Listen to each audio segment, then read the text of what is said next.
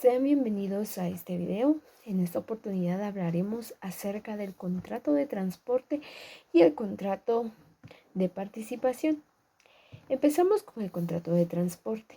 El contrato de transporte es en virtud del cual una parte se obliga por cierto precio a conducir de un lugar a otro por tierra, por ríos navegables, canales, lagos, ya sea pasajeros o mercaderías ajenas y entregarlos a la persona a quien vayan dirigidas. La definición legal del contrato de transporte la encontramos regulada en el artículo 794 del Código de Comercio, el cual establece que es un contrato por el cual una persona llamada porteador se obliga por un precio a conducir personas o cosas de un lugar a otro. Este concepto es aplicable al contrato de transporte terrestre, el aéreo o al que tenga él como vía de comunicación, ya que su régimen jurídico del negocio es genérico. Sus características: es un contrato consensual, ya que se perfecciona por el mero consentimiento de las partes. Es un contrato bilateral, se obliga tanto al cargador como al porteador. Es oneroso, las partes perciben las utilidades y se agravan recíprocamente en beneficio mutuo. Es principal, ya que subsiste por sí mismo sin la necesidad de otro contrato. Es conmutativo, por las prestaciones de las partes son equivalentes. La equivalencia de las pretensiones es un concepto jurídico que implica una presunción legal. Podemos mencionar sus elementos personales, que sería el transportista. Es la persona física o jurídica que se obliga a realizar el transporte. Debe tener la capacidad legal para contratar y debe contratar con los medios necesarios para realizar el servicio. Y también tenemos el contratante, que es la persona física o jurídica que contrata el servicio del transporte. El contratante puede ser el remitente que tenga las mercaderías del transportista o el destinario que recibe las mercaderías. Sus elementos materiales: podemos mencionar el medio de transporte. El medio de transporte utilizado para realizar el servicio, como un vehículo terrestre, el barco, un avión o un tren. También podemos mencionar las mercaderías o personas a transportar, el objeto material de transporte, que puede ser mercaderías o personas. La ruta, es decir, el recorrido que se realiza para transportar las mercaderías o personas desde el punto de origen hasta el punto del destino. El plazo de entrega, el tiempo que se establece para la entrega de las mercaderías o personas en el punto destinado. Su aplicabilidad: esto, según el artículo 795, se aplica en el transporte por agua, por tierra y por aire. Ahora bien, vamos a abarcar ahora el contrato de participación. Como todos los contratos, el contrato de participación debe reunir ciertos requisitos a efectos de ser legal.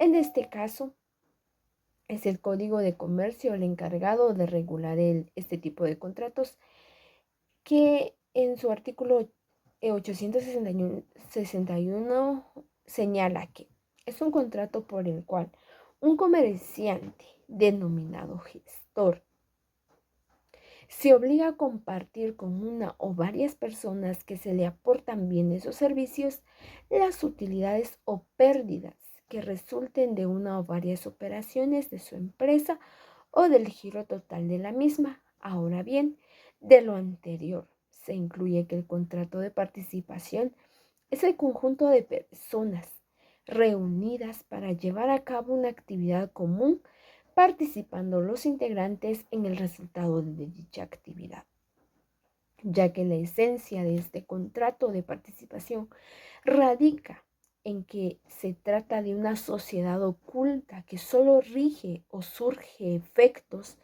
entre las partes que las atribuyen, sin que exista signo aparente o de donde dote, ya que carece de personalidad jurídica, de razón y de denominación.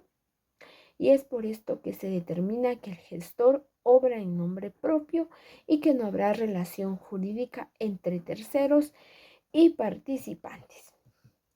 Las características del contrato de participación podemos encontrar que es un contrato típico, ya que está regulado por el Código de Comercio y se encuentra nominado así en el artículo 861 al 865 del Código.